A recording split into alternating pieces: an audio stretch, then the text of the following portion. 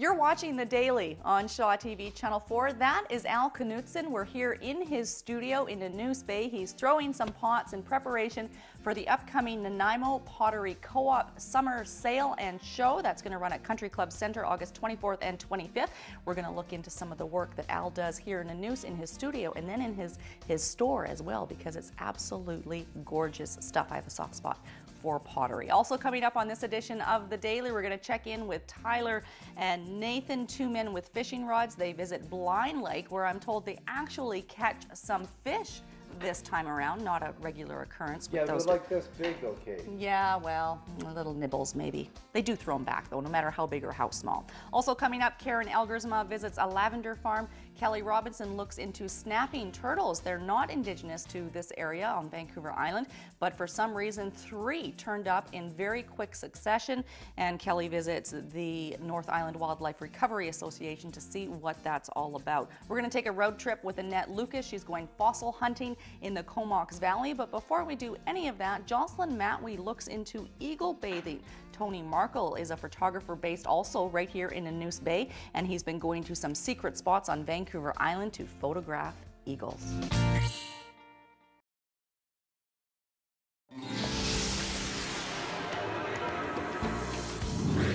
You're watching The Daily on Shaw TV Channel 4. This is Potter Al Knutson. We're here in his studio in Nanoose Bay. He threw this bowl, it didn't take very long, and now you've seen some tweaking that needs to happen? Well, I'm putting little bends in the rim, and I'm doing this because years ago I took a course with another potter, and he showed us how to do this. So I did it on one pot, and it sold right away. That's always a good So that's a good sign. So then I find that if a pot has the rim altered like this, that it seems to sell faster than one that is just plain. Then there's the people who come up and say, can I get a discount? There's something wrong with the rim. But do you think people know that when I have pottery at home, I use it? I want to drink my coffee out of a hand-thrown mug. I want to eat my cereal out of a beautiful bowl. I like my dishes to be art. Do people look at pottery that way in general, do you think? Or is it something to put up on the shelf and admire with hands off? Well, I hope they look at it with the idea of using it, because it's all utilitarian work. Like it's to be used. I make it with the idea that people are going to appreciate it and use it on a fairly regular basis. It's quite a personal process, I think. I've met a few potters and have some potter friends, and it's easy to think that sitting at the wheel and manipulating the clay is the same for everybody, but it's not. Your process, even though it looks the same, is very different than someone else's? It's as different as we are different as people. And it's, that's why each pot looks a little bit different by, made by different potters. Even though they use the same clay, the same wheel, the same speed, or roughly the same speed, it always comes out a bit different. Is it like sculpting? They say that when you're working on a sculpture that you're actually just releasing the image that it was meant to be. Are you releasing life from a piece of pottery that was innately there? I hope so. Yeah. Is it hard to make a living at pottery? Oh, I would say I would jokingly say if I wanted to make money, I'd go work for Tim Hortons. But, you make a living at it, but it's not a lucrative living. But it's an enjoyable living. So that's really where it's at. Why do you like it? What do you enjoy about it? Just about every part of it. As soon as I took the course in pottery. And how long ago was that? In 95. You took a course thinking you needed a new hobby or something? Yeah, my wife and I both thought we'd like to try it. We've been talking about it for many years, and we thought, let's just go and do it. So we did. And she didn't like it. I did. She wanted to see color instantly. She didn't want to wait for 2 weeks for the glaze to finally mature in the kiln. So no, I like every part of making a pot. I like the touch of the feel of the clay in my hands and my fingers, the chemistry for making the glazes, and trimming the pots. Any part of it, I just really enjoy it. Is this one done at this stage? At this stage, it has to now leather up. So we just lift it off the wheel head and set it aside. And then how long before, what's the processes after that now? It will actually go on the wheel that I've just put it on, and I will trim the excess clay off the bottom of that wheel and cut in a foot ring, Right.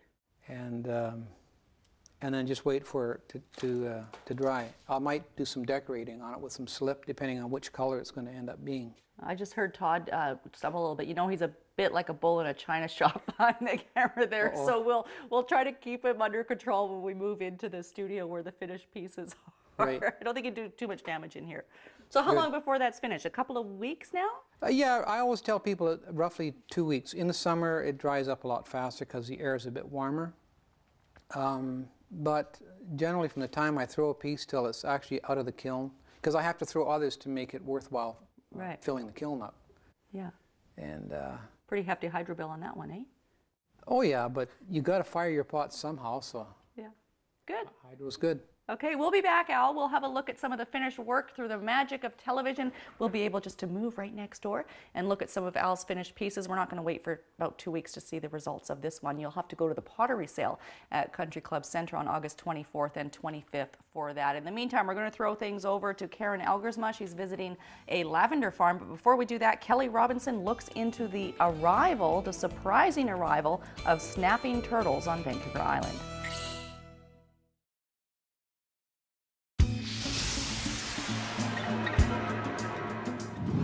You're watching The Daily on Shaw TV Channel 4. This is Potter Al Knutson.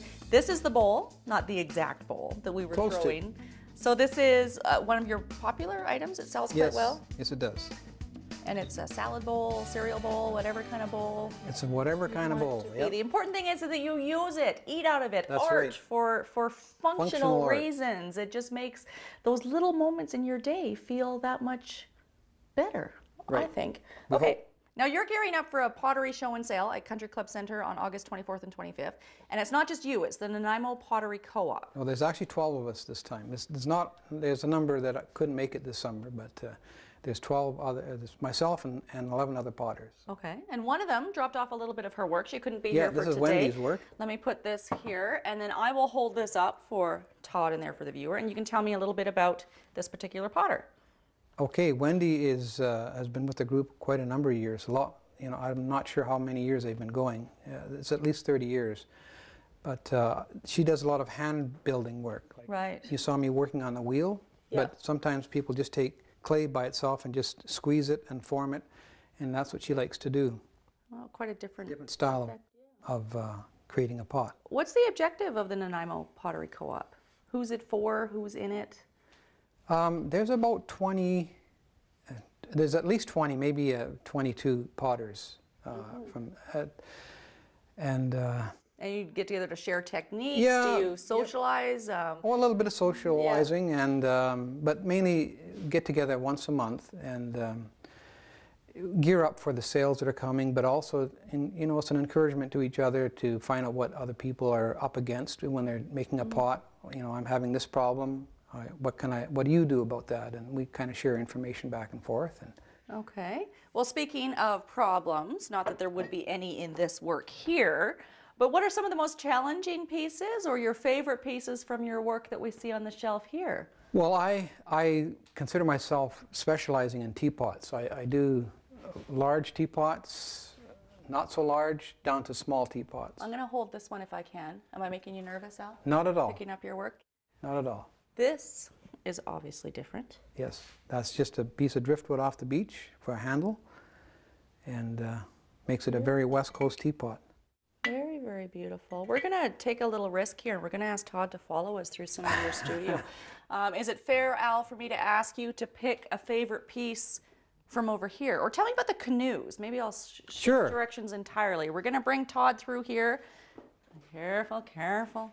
Well, I made this size of canoe first, and I made it as a pickle boat or an olive boat, and it's gradually changed its shape. It did actually start out as a boat, and then I started pinching the ends up more and making it more like a canoe shape.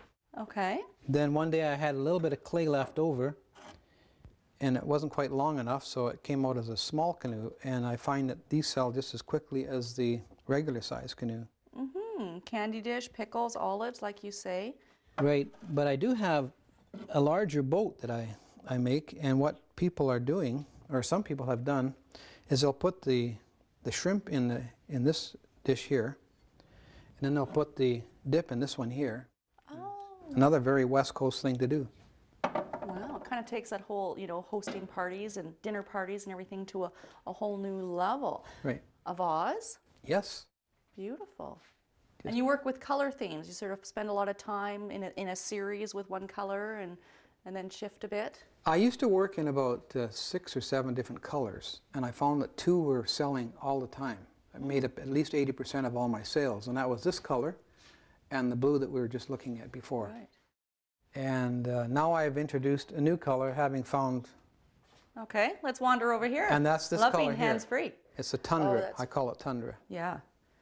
And we're looking at another one of the boats here in a very large size. And you know what? This is a pretty good segue into 2 men with fishing rods, because I can picture them in a boat. Not too different from this. I don't know if this one would float, but they love boats. There we go. Here they are.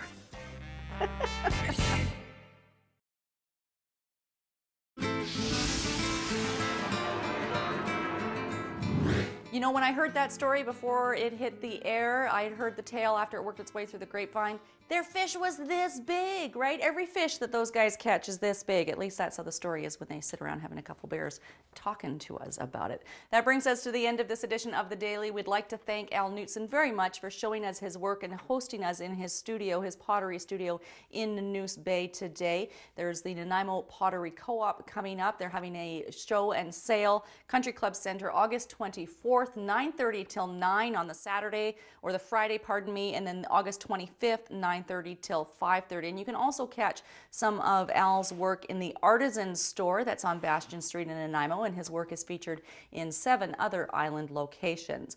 If you'd like to have us visit you for an edition of The Daily, all you need to do really is send us an email, kate.bergen@sjrb.ca, and we could come invade your space for a little while and put it on television. Thanks for watching this edition of The Daily. Careful, Todd, there's pottery behind you. We'll see you next time. You're making me nervous.